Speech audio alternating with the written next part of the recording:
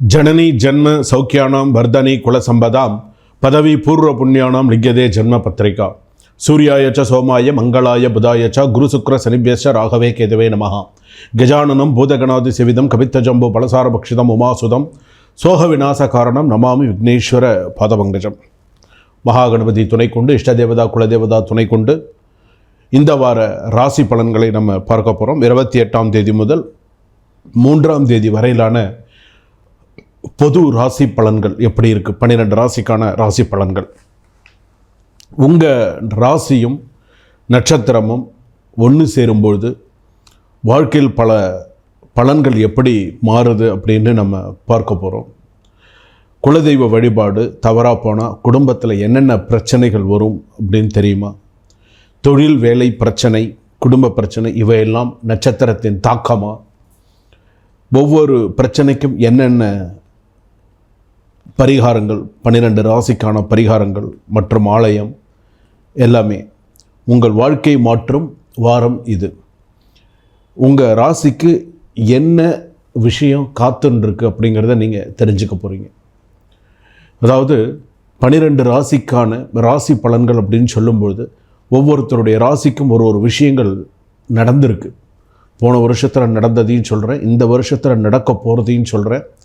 வீடியோவை கடைசி வரைக்கும் ஸ்கிப் பண்ணாமல் பாருங்கள், அப்போ உங்களுக்கு தெரியும் என்ன விஷயம் நான் சொல்ல வந்திருக்கேன் அப்படிங்கிறது. பொதுவாக மேஷ ராசியிலேருந்து மீனராசி வரைக்கும் பல பலன்கள் இருக்குது, நிறையா பலன்கள் இருக்குது. அதில் மிக முக்கியமான சில பலன்கள்லாம் சொல்ல போகிறேன். நான் உங்கள் டாக்டர் வி ராஜ்குமார் சிவாச்சாரியார் பேசுகிறேன். வருகின்ற இந்த பலன்கள் எல்லாமே இப்போ நம்ம பார்க்க போகிறோம். டிஸ்கிரிப்ஷனில் நம்பர் கொடுத்துருக்காங்க. அதாவது இப்போ நான் சொல்லக்கூடியது எல்லாமே பொது பலன்கள் தான்.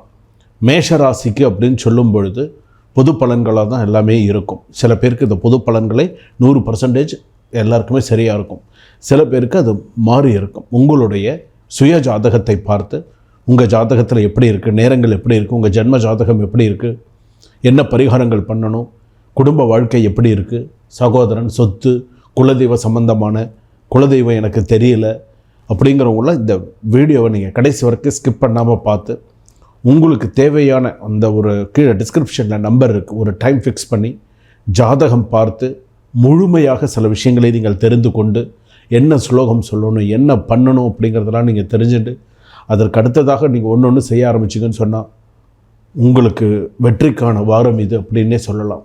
பல வெற்றிகளை தரக்கூடிய சூழ்நிலைகள் உங்கள் ராசிப்படி வரும். வாங்க வீடியோக்கு போகலாம். ரிஷபராசி நேயர்களே, உங்களுக்கு இந்த வார ராசி பலன் எப்படி இருக்குது?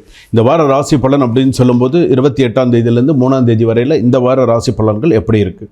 குடும்பத்தில் சந்தோஷம் இருக்கும், சொத்து தொடர்பான நல்ல செய்திகள் வரும், சொத்து வாங்கக்கூடிய சூழ்நிலைகள் ரிஷபராசிக்கு வரும். ஸோ சுகபோக வாரம் இது, சுகபோகமான வாரம் இது. குடும்பத்தை பொறுத்தளவுக்கு கணவன் மனைவி ஒற்றுமை, நல்ல சந்தோஷம், ஒருவருக்கொருவர் அனுசரித்து செல்வது, மாதிரியான நிறைய நல்ல விஷயங்கள் எல்லாம் இருக்கும். வேலை தொழில் அப்படின்னு எடுத்துட்டோம் அப்படின்னு சொன்னால், வேலை எடுத்துட்டோம் அப்படின்னு சொன்னால் சிறப்பாக வேலைக்கு போயிட்டு வர்றது, வேலையில் நல்ல பேர், வேலையில் நல்ல ஒரு புகழ், வேலையில் ஒரு நல்ல ஒரு சின்சியாரிட்டி எல்லாமே ஜாதகத்தில் இருக்கும். நல்ல சிறப்பான முறையில் வேலைகள் அமையும். தொழில் சம்மந்தப்பட்டது, தொழில் எடுத்துட்டோன்னா லாபம் சமமாக இருக்கும். ரொம்ப கூடன்னு சொல்ல முடியாது, குறைச்ச லாபம் சரியாக இருக்கும். வரவு செலவு கொஞ்சம் சில விஷயங்கள் இருக்கும். ஆடி மாதம் முடிகிற வரைக்குமே கொஞ்சம் அப்படி தான். ஆடி மாதம் முடிஞ்சிடுத்துன்னா ஓரளவுக்கு நல்லாயிருக்கும். ஆடி மாதம் வரைக்கும் கொஞ்சம் பொறுமையாக இருங்க. அரசாங்க தொழிலில் இருக்கக்கூடியவர்கள் கொஞ்சம் கவனத்தோடு நிதானத்தோடு எந்த ஒரு விஷயத்தையும் செய்யுங்க. நோய் உடல் நலம் அப்படின்னு எடுத்துக்கும் போது உடல்நிலை பாதிப்பு நிறையா வரும். தலைவலி, சைனஸ் ப்ராப்ளம், சில நேரத்தில் வயிறு சம்பந்தமான இதெல்லாம் விஷயங்கள் இருக்குது, கவனமாக இருங்க. மாணவ மாணவிகள் படிப்பு நன்னா இருக்கும், சிறப்பான அதிக அக்கறை கொண்டு படிக்க வேண்டும், கவனமாக இருங்க. கடன் சம்பந்தமானது அப்படின்னு எடுத்துக்கும்போது கடன் கொஞ்சம் அடையிறது கொஞ்சம் லேட் ஆகும். கடன் இருக்கக்கூடிய கடன் அடையிறது, வாங்கியிருக்கக்கூடிய கடன், வரவேண்டிய பணம், எனக்கு கொடுத்துருக்கிற இடத்துல பணம் வரலை அப்படின்னு சொல்லும்போது சில விஷயங்கள் காலதாமதமாக தான் வரும். காலதாமதமாக அப்படின்னு சொல்லும்பொழுது குறைஞ்சபட்சம் இந்த வருஷத்தில் இன்னும் இந்த ஆடி 17க்கு அப்புறமா, ஆகஸ்ட் 17க்கு அப்புறமா ஒரு சில நல்ல செய்திகள் தேடி வரத்துக்கான வாய்ப்புகள் இருக்குது. அதில் இந்த கடன் விஷயமும் ஒரு சில விஷயங்கள் அடைந்து போகிறதுக்கான வாய்ப்புகளும் உண்டு. சொத்து தொடர்பான விஷயங்கள் நல்லபடியாக இருக்கும். சொத்து வாங்கிறது, சொத்து கொடுக்கறது, ஒரு இடம் வாங்கிறது, அதற்கான விஷயங்கள், அதற்கான பிளாட்ஃபார்ம், அதற்கான சில நல்ல விஷயங்கள் நடக்கக்கூடிய வாய்ப்புகள் நல்லா இருக்குது.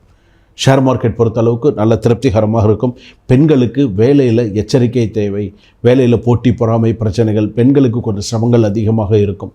30 வயதை கடந்த பெண்களுக்கு வந்து பார்த்திங்கன்னா அதீத பிரச்சனைகள், மறைமுக பிரச்சனைகள், மறைமுக எதிரிகள், வேலை செய்யக்கூடிய இடத்துல வந்து பார்த்திங்கன்னா மன உளைச்சல், மனசங்கடங்கள் அதிகமாக எதிர்நோக்கக்கூடிய ஒரு சூழ்நிலைகள் ரிஷபராசி பொறுத்தளவுக்கு உண்டு. கவனமாக இருக்க வேண்டும். சிறு குறு தொழில்கள் செய்யக்கூடியவர்களுக்கு சிறப்பாக இருக்கும். விவசாயம் சம்பந்தமானது சிறப்பாக இருக்கும். அதே போல் பரிகாரம் அப்படின்னு எடுத்துக்கும் பொழுது உங்களுடைய ராசிக்கு அப்படின்னு சொல்லும்போது பெருமாள் வழிபாடு நிறையா பண்ணுங்கள். அம்மனுக்கும் பெருமாளுக்கும் நிறையா வழிபாடு பண்ணுங்கள். அம்மன்னா வந்து மகாலட்சுமி வழிபாடு நிறையா பண்ணுங்கள். பெருமாளுக்கு அதே போல் பெருமாள் தாயார் வழிபாடு உங்களுக்கு ரொம்ப சிறப்பான ஒரு விஷயமாக அமையக்கூடியதாக இருக்குது. இந்த வாரம் எதிலும் பொறுமை, நிதானத்தை கடைபிடிக்க வேண்டும். அவசரப்பட்டு எவருக்கும் வாக்குறுதி தர வேண்டாம். வெளியிடங்களுக்கு செல்லும்போது எச்சரிக்கையுடன் இருக்கவும். அதே போல் திருமண வயதில் இருப்பவர்களுக்கு திருமணம் சீக்கிரமாக கூடி வரத்துக்கான வாய்ப்புகள் உண்டு. கணவன் மனைவி இடையே அதிகமான அந்நுண்ணியம், நட்பு, வசியம் ஏற்படும். அதே போல் அலுவலகத்தில் பணி சுமை அதிகரிக்கும். சில நேரத்தில் வேலைக்கு போகிறோம், வேலை செய்கிறோம் அப்படின்னு சொன்னால் ஓவர் டைம் பார்க்கக்கூடிய சூழ்நிலைகள் வரும். இருந்தாலும் அதற்கேற்ற சலுகைகள் கிடப்பதால் உற்சாகமாக வேலை செய்யக்கூடிய ஒரு சந்தர்ப்ப சூழ்நிலை உண்டு.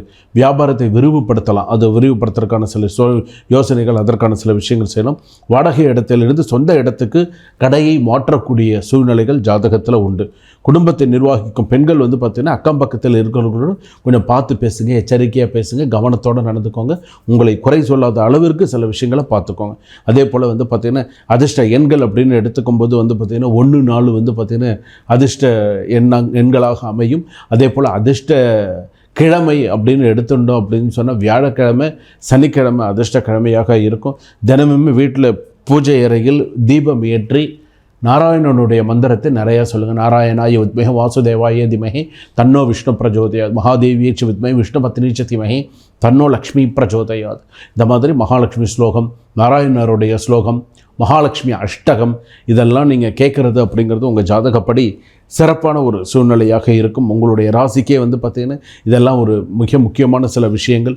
அதே போல் வந்து பார்த்திங்கன்னா குலதெய்வம் அப்படின்னு எடுத்துக்கும்போது உங்களுக்கு நான் போன வருஷத்தில் நடந்த ஒரு விஷயத்த சொல்கிறேன். போன வருஷத்தில் ரிஷபராசிக்கு நடந்த ஒரு விஷயம், நிறைய பண ஏமாற்றங்கள். போன வருஷத்தில் நடந்த பண ஏமாற்றம் ஒன்று, அளவுக்கு அதிகமான பண ஏமாற்றங்கள், சில பேருக்கு சொத்து தொடர்பான சில பிரச்சனைகள், சில பேருக்கு வந்து பார்த்திங்கன்னா ஒரு ரிஷபராசிக்குடைய குடும்பத்தில் நடந்திருக்கக்கூடிய ஒரு சில விஷயங்கள்னு அகால மரணம். ரெண்டாவது வந்து பார்த்திங்க அப்படின்னு சொன்னால் குடும்பத்தில் சுமங்கலியாக இறந்து போனவர்களுடைய குறை. ரெண்டாவது வந்து பார்த்திங்கன்னா நல்லா வந்து போயிட்டு இருந்தவங்க பேச்சுவார்த்தை இல்லாமல் இருந்தது. இது எல்லாமே கடந்த வருஷத்தில் ரிஷபராசிக்கு நடந்த ஒரு விஷயம். இன்றைக்கும் சில விஷயங்கள் தொடர்ந்துட்டு தான் இருக்குது. ரிஷபராசி பொறுத்தளவுக்கு சில பண பிரச்சனைகளும் இருக்குது, மன பிரச்சனைகளும் இருக்குது, மன போராட்டமாகவே இருக்குது. ஸ்ட்ரெஸ் அதிகமாக இருக்குது, ஹைப்பர் டென்ஷன் அதிகமாக இருக்குது. என்ன செய்கிறது, என்ன பண்ணுறது, அப்படியா இப்படியா ஒரு விஷயமும் சில பேருக்கு ஒன்றும் புரியாத அளவுக்கு சில பேருக்கு இருக்கும். ரிஷபம், மிதுனம், கடகம், சிம்மம். தாயாருக்கு ஒரு சைடு மன உளைச்சல், மனசங்கடங்கள். வீட்டில் குடும்பத்தில் சில பேருக்கு ஒருத்தருக்கு பிடிக்க மாட்டேங்குது. குடும்பத்தில் ஒருத்தருக்கு பிடிச்சிக்காம அவங்களுக்குள்ள ஒரு சில சண்டை. ரிஷபராசி பொறுத்தளவுக்கு வந்து பார்த்திங்கன்னா சில பேருக்கு வந்து பார்த்திங்கன்னா சொந்தக்காரங்களால் சில பிரச்சனைகள். சொந்தக்காரங்க இங்கேயும் கேட்டு பேசுகிறான், அங்கேயும் கேட்டு பேசுகிறான். 2 இடத்துலையும் நாரதர் வேலையை பார்த்து விட்டு போயிடுறான். ஒருத்தருக்குள்ளே இதனாலேயே மனஸ்தாபங்கள், மனப்பிரச்சனைகள். குடும்பத்துக்குள்ளே ஒரு விஷயத்தை பேச முடிய மாட்டேங்குது. குடும்பத்தில் சில விஷயங்கள் சொல்ல முடிய மாட்டேங்குது, செய்ய முடிய மாட்டேங்குது. இந்த மாதிரியான சில பிரச்சனைகள்லாம் வருது. அப்போ இதுக்கெல்லாம் என்ன காரணம் சொல்லுங்கள்? என்னுடைய நண்பர் ஒருத்தருக்கும் இப்படி தான் நடந்தது. ரிஷபராசி பொறுத்தளவுக்கு ஜன்மராமர் வனத்திலேங்கிற மாதிரி குரு இருந்து, குரு மாறினதுக்கு அப்புறம் தான் ஓரளவுக்கு நான் அந்த குரு இருந்த வரைக்கும் வந்து பார்த்திங்கன்னா அவ்வளவு பிரச்சனைகளை சந்திக்கக்கூடிய ஒரு காலகட்டங்கள் அவ்வளோ ஒரு பிரச்சனைகள் இருந்தது. கொஞ்சம் நெஞ்ச பிரச்சனைகள்லாம் இல்லை. மூலத்துக்கு 2 பக்கெட் அடினே உங்களுக்கு 4 பக்கெட் அடி தான். எல்லாம் சைடு பிரச்சனையை சமாளித்து இவங்க மேலே வரத்துக்குள்ளே ஒரு வழி ஆகிடும். ஆனால் எங்கள் அப்பா நமக்கா இவ்வளோ பிரச்சனைங்க, நமக்கு ஏண்டா இவ்வளோ பிரச்சனைகள் வருது, நம்ம யாருக்குமே எந்த துரோகமும் பண்ணலையே, நம்ம உண்டு நம்ம வேலை உண்டுன்னு தானே இருந்தோம், நமக்கே எவ்வளோ பிரச்சனைகள் வருது அப்படிங்கிறது. குலதெய்வம் சில விஷயங்கள், சில பேருக்கு தெய்வமே விலகி இருக்கும். சில பேருக்கு வந்து பார்த்திங்கன்னா சில வழிபாடு குறையினால், சில பேருக்கு வந்து பார்த்திங்கன்னா சில பிரச்சனைகளால் எல்லாமே இருக்குது, எல்லாமே இல்லை, நிரந்தர அதிர்ஷ்டம் இல்லை. எனக்கு சொத்து இருக்குது ஆனால் அதை அனுபவிக்க முடியாத சூழ்நிலை. இதெல்லாம் இந்த ரிஷபராசிக்கு உண்டு. எடுத்த முயற்சி கை கொடுக்கணுமா, நிறைய நல்ல விஷயங்கள் பண்ணணுமா, நல்லதே நினைங்க, நல்லதே நடக்கும். அன்பே வாழ்க்கை. கவனமாக இருங்க. யாருக்கும் துரோகம் நினைக்காத ராசி ரிஷபராசி. அதே மாதிரியே கடைசி வரைக்கும் போங்க. கண்டிப்பாக உங்கள் வாழ்க்கையில் நல்லா இருப்பீங்க. சுபம். வாழ்க வளமுடன். இதுவரையில் நாம் பார்த்தது மேஷராசியிலிருந்து மீனராசி வரையிலான பொது பலன்கள், வார ராசி பலன்கள் என்று சொல்லக்கூடிய பொது பலன்கள். வார ராசி பலனில் எப்படி இருக்கும், கோச்சார ரீதியாக எப்படி இருந்தது, இப்போ வந்து பார்த்திங்கன்னா மேஷத்தில் கிரகங்கள் இல்லை, ரிஷபத்தில் வந்து பார்த்திங்கன்னா சுக்கிரன், அதே போல் வந்து பார்த்திங்க அப்படின்னு சொன்னால் மிதுனத்தில் வந்து பார்த்திங்கன்னா புதன் குரு, அதே போல் கடகத்தில் சூரியன், சிம்மத்தில் வந்து பார்த்திங்க அப்படின்னு சொன்னால் செவ்வாய் கேது, கன்னி துலாம் விருச்சிகம் தனுசு மகரம் வரைக்கும் ஜாதகத்தில் கிரகங்கள் கிடையாது. கும்பத்தில் ராகு, மீனத்தில் சனி. இப்போ மீனத்தில் சனி வந்திருக்கார், ரொம்ப கவனமாக தான் இருக்கணும் சரிங்களா. ஏன்னா சொல்லும் செயலும் ரொம்ப கரெக்டாக இருந்துக்கணும். ஏன்னா இதுதான் இப்போ இன்றைக்கி இருக்கக்கூடிய கிரக கட்டங்கள். இந்த கட்டத்தை வைத்து பொது பலன்கள் எப்படி இருக்கும் அப்படிங்கிறத சொல்லியிருக்கேன். இது முழுக்க பொது பலன்கள் தான். என்கிட்ட நிறைய பேர் கமெண்ட்லேயும் சொல்லியிருக்கீங்க, சுவாமி சில விஷயங்கள் எங்களுக்கு நடக்கிறது, சில விஷயங்கள் எங்களுக்கு நடக்கலை அப்படின்னு. சுய ஜாதகம் ஜென்ம ஜாதகம்னு இருக்குது. உங்களுடைய ஜாதகப்படி உங்களுக்கு இது நடக்குமா? நான் மருத்துவ சம்மந்தப்பட்ட படிப்பு படிப்பேனா, நான் விருப்பப்பட்ட படிப்பு படிப்பேனா, நான் வெளிநாடு போவேனா, நான் இங்கேருந்து தான் பணம் சம்பாதிப்பேனா, கம்பெனி மாறுவேனா, இதே கம்பெனியில் நிறையா வேலை செய்வேனா, அம்மா அப்பா கூட பிறந்தவங்க மற்றதெல்லாம் எப்படி இருப்பாங்க, தாத்தா பாட்டி மாமா அத்தைமார்கள் எங்களுடைய சொந்த பந்தங்கள் சில விஷயங்கள்லாம் சரியாக இருக்குமா, என்ன இது எல்லாமே உங்களுடைய சுய ஜாதகத்தை ஜென்ம ஜாதகத்தை பார்த்து முழுவதுமாக நீங்கள் தெரிஞ்சுக்கலாம். ஒரு அரை மணி நேரம் நீங்கள் ஒரு டைம் ஒதுக்கி ஒரு அப்பாயின்மெண்ட் ஃபிக்ஸ் பண்ணி நீங்கள் ஜாதகம் பார்த்துட்டீங்க அப்படின்னு சொன்னால் உங்களுக்கு தெரியும். ஏன்னா நான் சொல்லிக்கிறது எல்லாமே பொது. அப்போ ஜென்ம ஜாதகம்னு பார்க்கும்பொழுது உங்களுக்கு என்ன தெரியும் சொல்லுங்கள் பார்க்கலாம். நீங்கள் எந்த கோவிலுக்கு போகணும், எந்த கோவிலில் போய் பரிகாரம் பண்ணணும், எந்த கிரகங்கள் வீக்காக இருக்குது, எந்த கிரகங்கள் நன்னா இருக்குது, என்ன ஏது அப்படிங்கிறது. நம்மளுடைய பாவ மூட்டைன்னு ஒன்று இருக்குது. அதை எங்கே கழட்டி வைக்கணும்? பாவ மூட்டைன்னு ஒன்று இருக்குது, சுமந்துன்னு இருக்கும். பாவ மூட்டை சுமக்காமல் இருக்கோமா? சுமக்கிறோம். இந்த பாவ மூட்டையை எங்கே கழட்டி வைக்கிறது? இப்போது உதாரணத்துக்கு நான் சொல்கிறேன். இப்போது இப்போ நம்ம ஒரு செல்ஃபோன் யூஸ் பண்ணுறோம். இந்த செல்ஃபோன் யூஸ் பண்ணுறோமா? இந்த செல்ஃபோனை எங்கே யூஸ் டவர் இருக்கிற இடத்துல தான் யூஸ் பண்ணுறோம். டவர் இல்லைன்னு நம்ம என்ன பண்ணுறோம்? ஓடுறோமா? டவர் இருக்கிற இடத்த தேடி ஓடுறோமா? அங்கே நின்று அந்த இடத்துல நின்று பேசுகிறோமா? உண்மையா? அதை நீங்கள் ஒத்துக்கிறீங்களா, ஏற்றுக்கிறீங்களா? டவர் இல்லாத இடத்துல போய் பேச முடியுமா? டவர் இருக்கிற இடத்துல தான் பேசுவோம். அதாவது நம்ம ஜாதகத்தில் இந்த கோவிலுக்கு தான் போய் நம்ம பரிகாரம் பண்ணணும்னா அந்த கோவிலுக்கு தான் நம்ம போய் அந்த இடத்துக்கு போய் இறங்கினா தான், அந்த இடத்துல போய் உங்கள் பாவ மூட்டையை இறக்கி வச்சா தான் நீங்கள் நிம்மதியாக இருக்க முடியும். டவர் இருக்கிற இடத்துல தான் ஃபோன் பேச முடியும். டவர் இல்லாத இடத்துல ஒன்றுமே இருக்காது, லைனே காட்டாது, ஒன்றுமே இருக்காது, ஜீரோவாக இருக்கும். ஹலோன்னா கூட கேட்காது. தெரியும்ல உங்களுக்கு? இதுதான் இதுக்கு உதாரணம். உங்களுடைய பாவ மூட்டையை நீங்கள் கழட்டி வைக்கணுன்னா உங்களுக்கு உரிய கோவிலுக்கு நீங்கள் போங்க. உங்களுடைய பாவ மூட்டையை நீங்கள் கழட்டி வச்சுட்டு நிம்மதியாக வாங்க, சந்தோஷமாக வாங்க. இதுதான் என்னுடைய விஷயம். என்னோட டிஸ்கிரிப்ஷனில் என்னோட காண்டாக்ட் நம்பர் இருக்குது, 9884530146. என்னோட டாக்டர் ராஜ்குமார் சிவாச்சாரியார்னு இருக்கும். அப்பாயின்மெண்ட் நம்ம ஃபிக்ஸ் பண்ணிக்கோங்க. பேசுவாங்க, ஆஃபீஸ்லேருந்து பேசுவாங்க. ஒரு டைம் ஃபிக்ஸ் பண்ணிவிட்டு ஒரு அரை மணி நேரம் ஃபிக்ஸ் பண்ணிக்கோங்க. ஒரு ஜூம் காலில் வாங்க, ஒரு வீடியோ காலில் வாங்க, என்கிட்ட பேசுங்க, சந்தோஷமாக பேசுங்க. சுவாமி எனக்கு இந்த மாதிரி குடும்பத்தோடு உட்காந்து பேசுங்க. வீட்டில் இப்போது நேரடியாக ஒரு காலத்தில் தேங்காய் வெத்தலை பக்குப்பழம்லாம் எடுத்துகிட்டு போய் தட்டில் வச்சு கொடுத்து, தேங்காய் வெத்தலை பக்குப்பழம் பூ, கல்யாண ஜாதகமாக தான் மஞ்சள் வச்சு கொடுத்து எல்லாம் தட்டில் வச்சு கொடுத்து தட்சிணை வச்சு நம்ம ஜாதகம் பார்ப்போம். இன்றைக்கி இருக்கக்கூடிய காலகட்டத்தில் இது ஒரு கை, இது 2 கை, இது 3வது கை ஆகிடுது. வேறு வழி இல்லை. இப்போ இன்றைக்கி எல்லாமே ஆன்லைனில் நம்ம இருக்கிற இடத்துலேருந்து நம்ம ஏன் ஆன்லைனில் பூஜையை பண்ணி வைக்கிறாங்க. இங்கே ஒருத்தர் இருக்காங்க அமெரிக்காவில் தர்ப்பணம் பண்ணி வைக்கிறாங்க ஜூம் மீட்டிங்கில், வீடியோ காலில். பஞ்சபாத்திரம் எடுத்து வச்சுட்டிங்களா, ஆத்ம தத்துவாய சுவாகா சொல்லுங்கன்னா இங்கே சொல்கிறேன், அங்கே பண்ணுறான். நடக்குதா? அதனால் நம்ம ஜாதகத்தை நம்ம பார்த்துக்குறோம். குடும்பத்தோடு உட்காருங்க, எல்லோரும் சேர்ந்து உட்காந்து எல்லோரும் ஒரு நோட் பேனா எடுத்து வச்சுக்கோ, நோட் பண்ணுறதுக்கெல்லாம் எடுத்து வச்சுக்கோங்க. சுவாமி பார்க்கலாமா, ஃப்ரீயாக இருக்கீங்களா, நம்ம ஒரு அரை மணி நேரம் பேசணுன்னா மனசுக்கு திருப்தி ஆகிடும், சந்தோஷம். என்னை நீங்கள் நேரில் பார்த்த மாதிரி இருக்கும், உங்களை நான் நேரில் பார்த்த மாதிரி இருக்கும். சரிங்களா? சுபம். வாழ்க வளமுடன்.